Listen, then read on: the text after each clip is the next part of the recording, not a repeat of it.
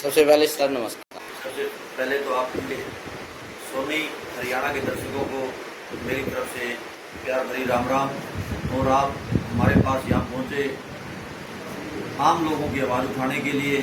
Sir, जो माननीय मुख्यमंत्री अरविंद केजरीवाल जी है, उन्होंने दिल्ली में भी और पंजाब में भी जो बिजली और पानी फ्री कर रखा है, आपको कौन लगता कि बिजली और पानी फ्री हो जाएगा, इसका दुरुपयोग होगा? आपको लगता है?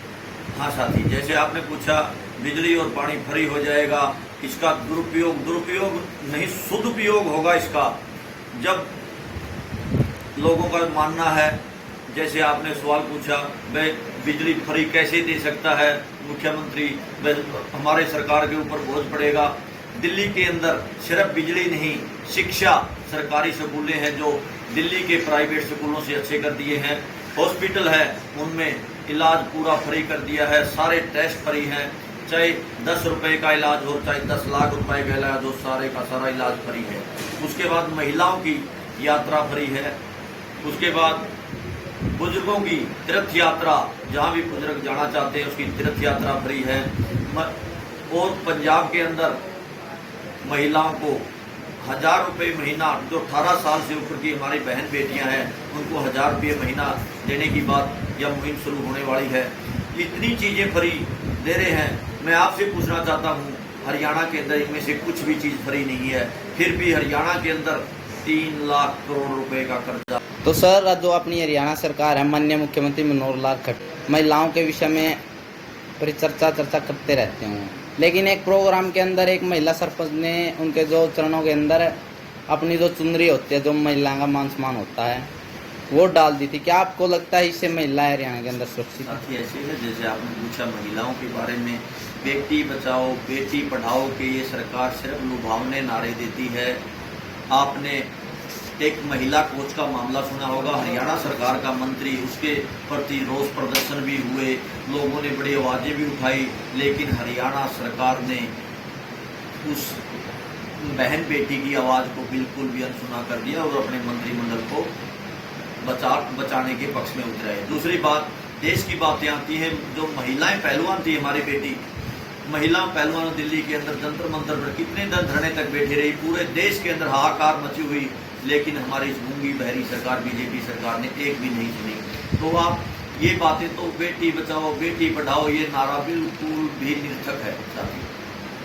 तो सर, कई दिनों से जो मणिपुर के अंदर एक घटना चल रही है जिसमें महिलाओं को निर्वस्त्र करके सड़क पे घुमाया जा रहा है, इसके बारे में आपका क्या कहना है? साथी क्या कहना है, पूरा देश देख रहा है, वहाँ मणिपुर जल रहा है, देश का प्रधानमंत्री है, इसके ऊपर कोई एक भी शब्द बोलने के लिए तैयार नहीं है, चर्चा करने के लिए भी तैयार नहीं है। तो इससे बड़ी बात और क्या हो सकती है? बड़े दुर्भाग्य है हमारे देश का, इस प्रकार का जो हमारा प्रधानमंत्री है, देश के अंदर बहन बेटियों के साथ इस प्रकार के निवस्त्र घुमाया जा रहा है, प्रताड़ना की जा रही है, बलात्कार किए जा रहे हैं, लेकिन जो सरकार है अपने बचाव के लिए कुछ भी बात कहने के लिए तैयार नहीं। सर, कुछ निजी सवाल है आपसे। आप सेना के अंदर भी आपने सेवाएं दी है, आपने देश सेवा के लिए अब राजनीति क्यों चुनी? साथी ऐसा है, पहले देश सेवा करने के बाद यहाँ आकर समाज सेवा में हिस्सा लिया। और मैं जब रिटायरमेंट आया था, मैंने ठाना था, मैं एक रिटायरमेंट आने के बाद मैं हज़ारों बच्चे मेरी जगह सेना के अंदर भेजूँगा, मैं भेज भी चुका हूँ। वो मकसद मैंने किया। अभी भारतीय सेना के अंदर हमारी भारत सरकार ने मात्र 4 साल की अग्निवीर की सेवाएं लेके आए हैं, और वो जो अग्निवीर की सेवाएं हैं उससे हमारे देश के जो सैनिक हैं वो अपना पेट भी नहीं भर पाएंगे और देश की सेवा भी नहीं कर पाएंगे। ये बड़ा गलत कार्य है। और दूसरी बात, आपने पूछा कि आपने राजनीति ही क्यों चुना। जो भ्रष्टाचार लोग हैं, ये आम आदमी पार्टी सरकार ऐसी सरकार है, ऐसे लोगों की टोली है जो दिल्ली के अंदर किसी ने चैलेंज किया था, अगर आपने कानून बनाने हैं तो आप मतलब चुन के जाइए, विधानसभा के अंदर जाइए, वहाँ बैठ के कानून बनाइए, आपको पता चलेगा ऐसे कानून नहीं बनते हैं।